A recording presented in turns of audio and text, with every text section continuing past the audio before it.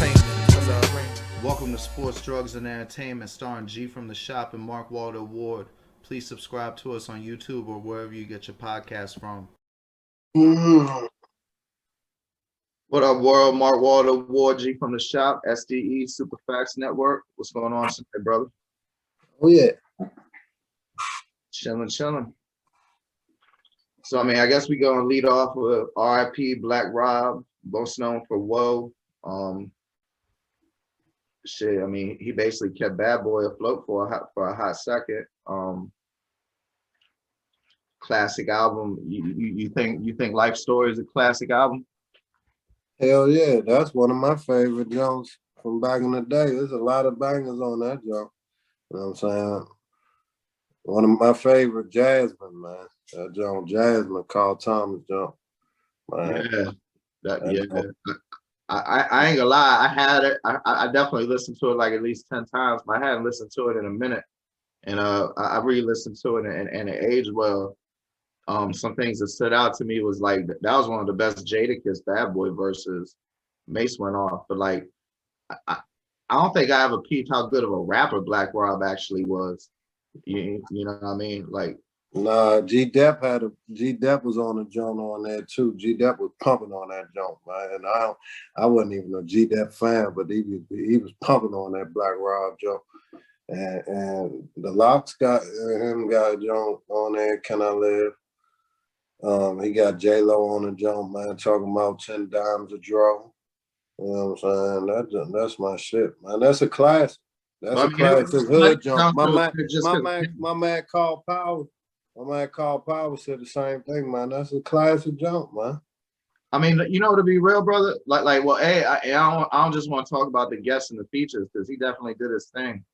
But I went and listened to a second album, which I had never heard before, and it was a Bad Boy album too. And I think the second album was a little bit better. And to be real with you, I think that the album had too much Puff on it. Like there was too much Puff Daddy shit. Nah, the second album got less Puff and it's way better. Them couple songs with Puff on that first joint be pumping, man. Yeah. I mean, there is a couple good ones. That joint stand the test of time. That joint still pumping. It don't sound dated, and what still be pumping. Oh, yeah, all that's true, but like some of them jumps with all the puffy ad libs was just too much for me. I mean, like that. I don't know. I don't know. No, that should be pumping to me. But so then, you know, going down his discography, which I wasn't hip to. I didn't even realize he had a Duck Down album in 2011. For those who ain't in the know, Duck Down's a very strong New York independent rap company started by a homeboy from Black Moon, Smith and Wesson, and all them was on it. Young Ma's on it right now. Shit, they've been making dope little chucks of classic album covers. Y'all should definitely check out Duck Down Records. But that shit went hard as fuck. Like I slept on Black Rob, you know. I'll admit it, and it's a shame that, you know, every time somebody passed you listen to their music, and sometimes because you know, a lot of them cats that died this year, I never even heard of them. And so obviously I can't listen to some I never heard of, and then you become fans of them after they die, which is, I don't know, it should say something about something. But what else you remember about Black Rob besides his album and Whoa? Like, was there a vicious video? Like, I was locked up for a lot of his shit, so I didn't catch a lot of his videos. The thing is that album right there is always been in rotation. Like, always. I ain't never even listened to his other album. Cause around that time, when did that joint come out?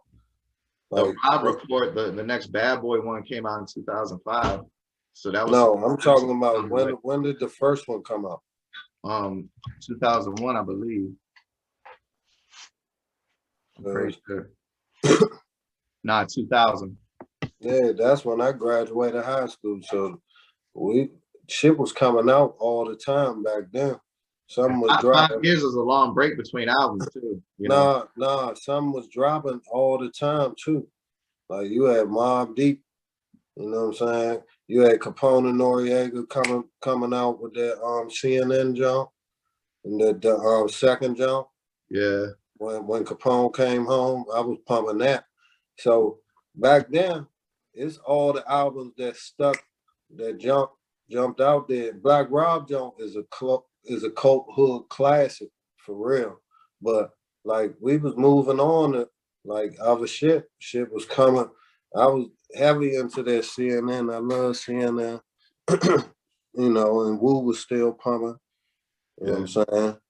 So And then by the time he released his next album, Dipset Mobb Deep. and 50 done happened.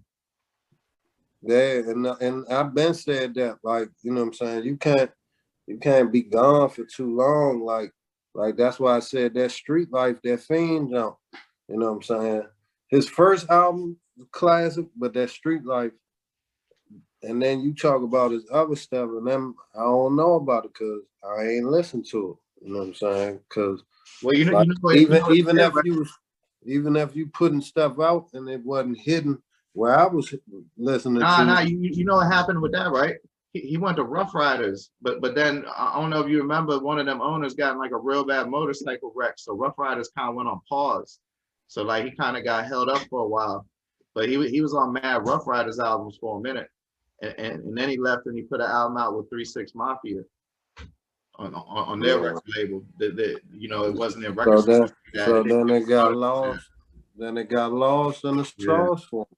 So it's easy, like, but I ain't say that's what happened. It'd be hard to keep up. But that ain't what I'm saying with Black Rob jump. When I'm saying that's how Black Rob first album, he made a classic album right there. You know what I'm saying? And it's hard to make a classic. Yeah, for sure. And you're right. That shit holds up remarkably well. Hell yeah. And you know, I mean, you got anything more to add? My condolences to the family and loved ones, man. Yeah, R.I.P. Black Rob, and I suggest y'all go and check out the discography. It's definitely stronger than just Life Story. Nah, but if you saying the second joint better, I'm gonna go ahead and listen to it. But like I said, that first joint gonna hold little special spot. Without getting too much into it, it got a bunch of producers that I could tell they was fresh in the game at the time, but they've gone on to become the top producers. It's got some real top-notch production on it. And they put that shit together right. You know what I'm saying? Yeah. The other thing though, bro, it's got a rack of appearances from the band. That Bama Ness got like 3 verses on the jump. It got Young City, aka Chopper, Babs Bunny.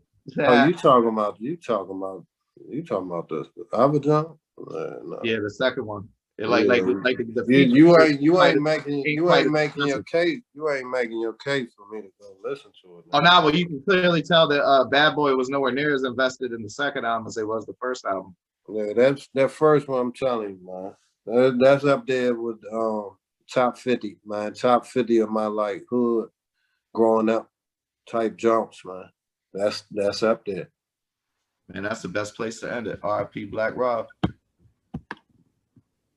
The Superfacts Network, home of Jump Pop, S.D.E, and the Superfacts Show, now available on YouTube or wherever you get your podcasts from.